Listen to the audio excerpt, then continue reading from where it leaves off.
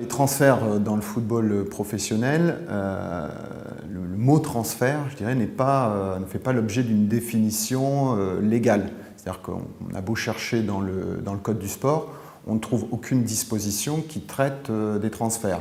À partir de là, il faut s'en remettre à l'observation de la pratique pour tenter de définir ce qu'est un transfert. Alors, moi, je le définirai de manière très simple, mais on va voir que cette définition très simple, elle cache une opération juridique qui peut s'avérer très complexe. Donc, qu'est-ce que c'est qu'un transfert? C'est tout simplement une mutation d'un joueur, d'un club vers un autre club, assortie du paiement d'une indemnité, d'une compensation financière par le nouveau club à l'ancien club.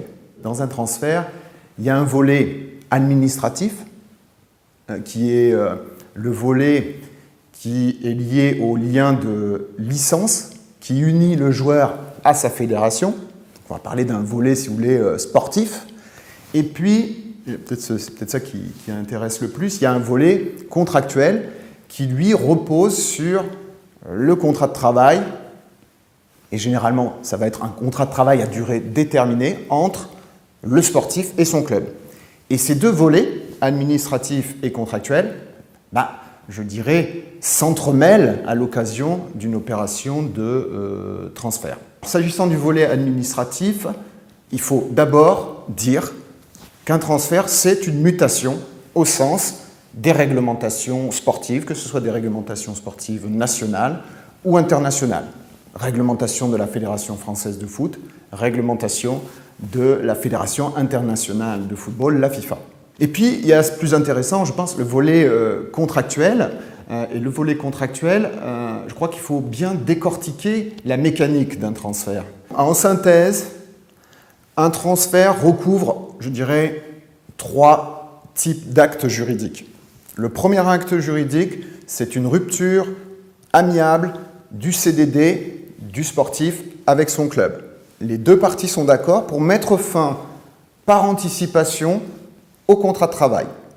Le deuxième acte juridique, c'est un contrat distinct qu'on va appeler l'accord de transfert, la convention de transfert, le contrat de transfert, qui est conclu entre les deux clubs, souvent, très souvent en présence du joueur, qui est quand même intéressé par cette opération, et qui, encore une fois, a pour objet de fixer le montant de cette fameuse indemnité de transfert. Et puis, bien évidemment, le troisième acte juridique indissociable dans cette opération, c'est la signature d'un nouveau contrat de travail avec le nouveau club. Ce volet contractuel, il doit s'opérer dans le respect des réglementations de la Fédération française de football et de la Fédération internationale de football si on est en présence d'une mutation internationale, c'est-à-dire entre deux clubs qui sont affiliés à deux fédérations nationales différentes. Dans les contrats de travail de joueurs ou d'entraîneurs de football, vous pouvez trouver ce qu'on appelle effectivement des clauses libératoires. Donc ces clauses libératoires, leur but principal, c'est de dissuader le salarié, donc le joueur ou l'entraîneur, de rompre par anticipation son contrat de travail. Si il décide de le faire, dans ces cas-là, il doit assumer le paiement d'une indemnité financière qui est convenue par avance par les parties. Pour ce qui est de la France, les clauses libératoires dans le football, je précise bien dans le football, sont interdites par les règlements de la Ligue de football professionnel. Et ça depuis maintenant un certain temps. Cette interdiction n'empêche pas en pratique un certain nombre de clubs d'avoir recours à ce mécanisme des clauses libératoires.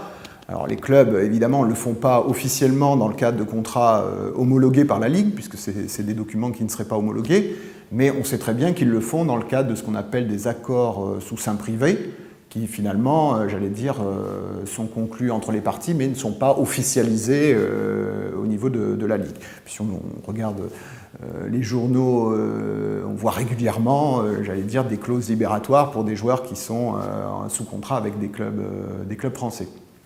Donc là, il y a une certaine, je dirais, hypocrisie finalement du système, d'autant que du point de vue du droit commun, ces clauses ne sont pas, à mon sens, illicites, contrairement à d'autres types de clauses de résiliation de contrats à durée déterminée, puisque un certain nombre d'arrêts de cours d'appel ont considéré que finalement ces clauses étaient valables, puisqu'elles prévoient par avance, si vous voulez, l'indemnisation qui sera due au club dans l'hypothèse d'une résiliation unilatérale par le joueur ou l'entraîneur. Donc elles sont aussi, ces clauses, admises par la FIFA dans le cadre du règlement sur le statut du joueur et sur le transfert des joueurs. Et puis évidemment, elles sont admises dans un certain nombre de pays européens, dont l'Espagne.